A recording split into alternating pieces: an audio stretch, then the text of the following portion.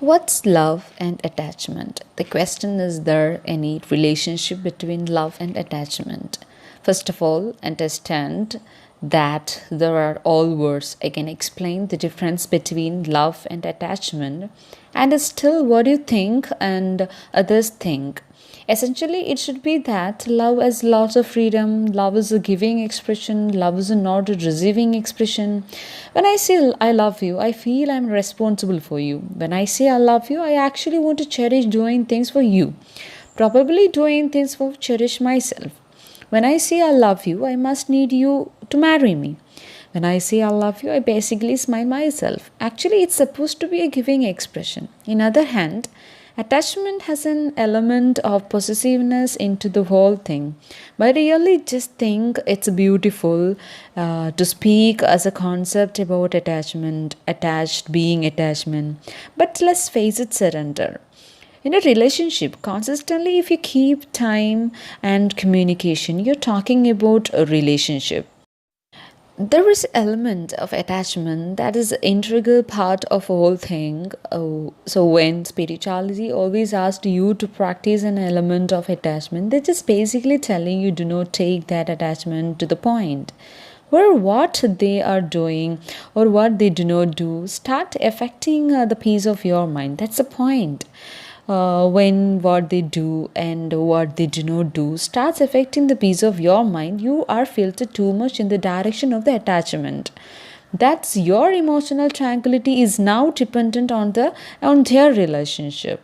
If it's happened, you are enslave yourself permanently. The way you behave, the way they behave, what they do, what they do not do, everything will affect your peace of mind.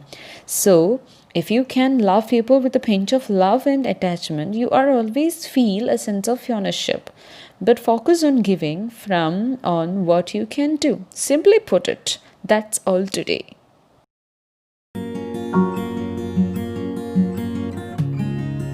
Hello everyone, this is Maru Nafras, speak English with Maru. ഇന്ന് നമ്മൾ സംസാരിക്കുന്നത് എല്ലാവർക്കും വളരെ interesting ആയിട്ടുള്ളൊരു ടോപ്പിക്കാണ്.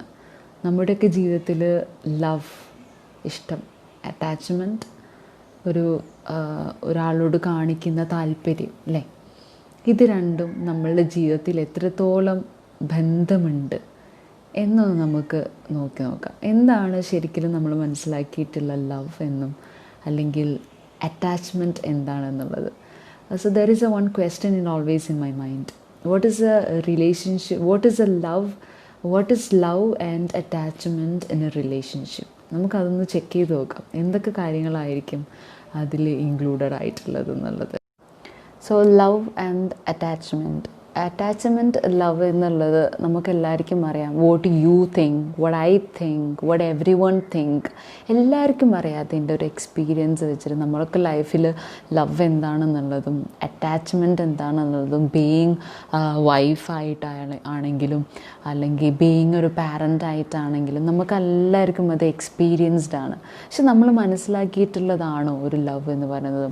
ഇപ്പം ഞാൻ പറയാണ്, ഇപ്പം I am speaking to someone, I love you എന്നുള്ളത് basically maybe I am responsible for you, അങ്ങനെ വേണമെങ്കിൽ പറയാം.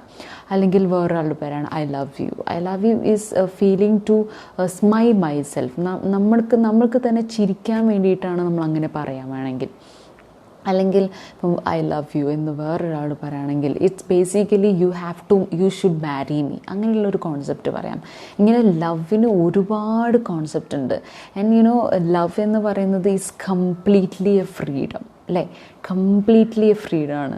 പിന്നെ love is only a giving experience, not a receiving experience. അങ്ങനെയാണോ? കൊടുക്കുക മാത്രമാണോ ലവ് ഒരാൾക്ക് കൊടുക്കുക മാത്രമാണോ ചെയ്യുന്നത്? അത് റിസീവിങ് ആണോ? ഇങ്ങനെയുള്ള ഒരുപാട് ചോദ്യങ്ങൾ നമ്മൾക്ക് ഉത്തരം ആദ്യം കണ്ടുപിടിക്കണം. എന്നാൽ മാത്രമേ ഈ ലവ് എന്ന് പറയുന്നത് നമ്മുടെ റിലേഷൻഷിപ്പിൽ, നമ്മുടെ ലൈഫിൽ, ഇപ്പം ഒരു ഹസ്ബൻഡ് വൈഫ് എന്ന് പറയുമ്പം ആ ലൈഫിൽ അത് എത്രത്തോളം ഇമ്പോർട്ടൻ്റ് ആണ് എന്നുള്ളത് നമുക്ക് മനസ്സിലാക്കാൻ പറ്റുള്ളൂ. ഇപ്പം കംപ്ലീറ്റ്ലി ലവ് എന്താണെന്ന് നമുക്ക് മനസ്സിലായി. ജസ്റ്റ് തിങ്ക് അബൌട്ട് അറ്റാച്ച്മെൻറ്റ് എന്ന് പറയുന്നത് താല്പര്യമാണ്. ഇപ്പം ഒരാൾക്ക് എന്നോട് സ്നേഹമുണ്ട്, പക്ഷെ ഞാൻ എന്തെങ്കിലും പൊസസീവായിട്ട് എന്തെങ്കിലും അവരോട് ചെയ്തു കഴിഞ്ഞാൽ അവർക്ക് എന്നോട് താല്പര്യം ഉണ്ടാകുമോ? Would they become attached to me? ആയിരിക്കുമോ? അത് നമ്മൾ മനസ്സിലാക്കണം. In other hand this attachment is completely a possessiveness എന്നാണ് പറയുന്നത്. പക്ഷേ നമ്മൾ മനസ്സിലാക്കേണ്ട ഒരു കാര്യം, as a concept completely we can say to attached എന്താണെന്ന് പറയാം, അറ്റാച്ച്മെൻറ്റ് എന്താണെന്ന് പറയാം, ബീയിങ് അറ്റാച്ച്ഡ് എന്താണെന്ന് പറയാം. പക്ഷേ അറ്റാച്ച്മെൻറ്റിനെ നമ്മൾ റിലേഷൻഷിപ്പിലേക്ക് കൊണ്ടുവരുന്ന സമയത്ത് we have to think, is there a complete attachment as I'm getting from my husband or getting from my parents, getting from my child, everyone. നമ്മളത് ചിന്തിക്കേണ്ടതാണ്. സോ അതുകൊണ്ട് തന്നെ നമ്മൾ മനസ്സിലാക്കേണ്ട ഒരു കാര്യം, in a relationship, if you have the right time to speak and communicate, ഒരു റിലേഷൻഷിപ്പിൽ നിങ്ങൾക്ക് ആബ്സല്യൂട്ടായിട്ട് കുറച്ച് സമയമോ അല്ലെങ്കിൽ കമ്മ്യൂണിക്കേഷനോ നിങ്ങൾ ഒരു പരിധി മാറ്റി വെക്കുകയാണെങ്കിൽ, it must be the real relationship. നമ്മൾക്ക് നമ്മുടെ റിലേഷൻഷിപ്പിൽ ടൈമും അതുപോലെ കമ്മ്യൂണിക്കേഷന് ഇമ്പോർട്ടൻസ് കൊടുക്കാത്തത് കൊണ്ടാണ് നമ്മളോട് കാണിക്കുന്ന താല്പര്യമാണെങ്കിലും ലവ് ആണെങ്കിലും അതിൻ്റെ ഒരു ഡെപ്ത് ഡിക്രീസ് ചെയ്യുന്നതിൻ്റെ കാരണം അതാണ്. നമ്മളത് മനസ്സിലാക്കുന്നില്ല. നമ്മൾ കുറേ ഞാൻ നിന്നെ സ്നേഹിക്കുന്നു എന്ന് പറഞ്ഞിട്ട് വല്ല കാര്യമുണ്ടോ? ആ സ്നേഹം എന്നുള്ളത് നമ്മുടെ പ്രവൃത്തികൾ കമ്മ്യൂണിക്കേഷനിലാണ് ആദ്യം കാണേണ്ടത്. while we are communicating, or if we are ready to spend some time to communicate with the person who we loved most, അത് ഓക്കെ ആണെങ്കിൽ നമുക്ക് പറയാം, yes, in my relationship I could follow the real attachment and love. അതുപോലെ തന്നെ spirituality is always asked us to practise as an element of attachment. അതിലെന്താണ് അവർ mean ചെയ്യുന്നത്? What they do, അവരെന്ത് ചെയ്യുന്നു, what they do not do, അവരെന്ത് ചെയ്യുന്നില്ല, ഇതൊക്കെ നമ്മൾ നോക്കിയും കണ്ടും ചെയ്യുകയാണെന്നുണ്ടെങ്കിൽ സ്പിരിച്വാലിറ്റി വെച്ച് നോക്കുകയാണെങ്കിൽ ഓക്കെ, ദാറ്റ്സ് കറക്റ്റ്, ആബ്സല്യൂട്ട്ലി അത് കറക്റ്റ് ആയിരിക്കും. ഇനി വളരെ ഇമ്പോർട്ടൻ്റ് ആയിട്ടുള്ളൊരു പോയിൻ്റ് കൂടെ ഞാൻ പറയാം. അപ്പോൾ നമ്മളുടെ ഞാനിത് ഹോളായിട്ട് പറയാണ്, ഒരു വൈഫായിട്ടോ ഒരു പാരൻ്റായിട്ടോ ഒന്നുമല്ല ഞാൻ സംസാരിക്കുന്നത്. ഒരു ബീയിങ്, നമ്മുടെ റിലേഷൻഷിപ്പിൽ ഇപ്പോൾ ആരായാലും ഒരു റിലേഷൻഷിപ്പിൽ ഇതെങ്ങനെ ബോണ്ട് ചെയ്തിട്ട് കൊണ്ടുപോകണമെന്ന് പറയാൻ വേണ്ടിയിട്ടാണ് സംസാരിക്കുന്നത്. ഇപ്പം നമ്മൾ നോക്കാം, if there is no attachment, ഇപ്പം അറ്റാച്ച്മെൻറ്റ് ഒരാൾക്ക് നമ്മളോട് ഇല്ല എന്ന് കൂട്ടുക, പക്ഷെ നമ്മൾക്ക് ആ ഒരു പേഴ്സണാലിറ്റീനെ ഭയങ്കരമായിട്ട് ഇഷ്ടമാണ്, we love him very much.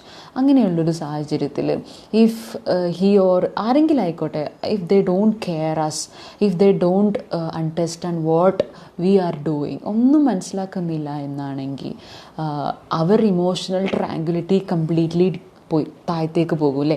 നമുക്കൊരു ഇമോഷണൽ ഫീലിങ്സ് നമ്മളുടെ മൈൻഡിൽ എപ്പോഴും ഉണ്ട്. അപ്പം നമ്മുടെ ഇമോഷണൽ ട്രാങ്ക്വിലിറ്റീനെ അത് കംപ്ലീറ്റ്ലി താഴത്തിലേക്കുള്ള ഡെപ്ത്ക്ക് കൊണ്ടുപോവുകയാണ്. അപ്പം ആ ഒരു ഇമോഷണൽ ട്രാങ്ക്വിലിറ്റീനെ കൺട്രോൾ ചെയ്യാൻ നമ്മൾക്ക് ആ സമയത്ത് പറ്റണമെന്നില്ല if there is no attachment.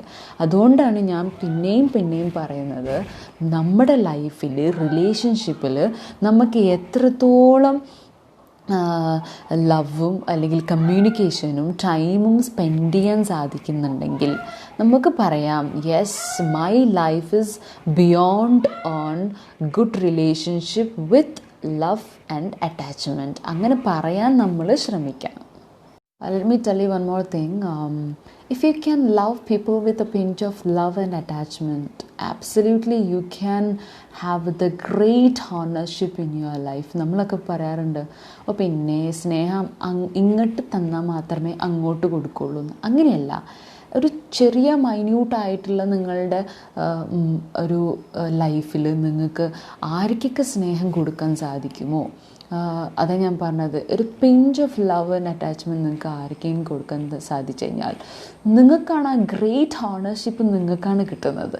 അപ്പം എവിടെയൊക്കെ പ്രോബ്ലംസ് ഉണ്ടായാലും നമ്മൾ ചെയ്യേണ്ട കാര്യം അത് കംപ്ലീറ്റ്ലി അത് ആ ഒരു ബോണ്ടിൽ, ലവിൻ്റെയും ആ ഒരു അറ്റാച്ച്മെൻറ്റിൻ്റെയും ബോണ്ടിൽ നമുക്കത് കൊണ്ടുപോകാൻ സാധിക്കണം.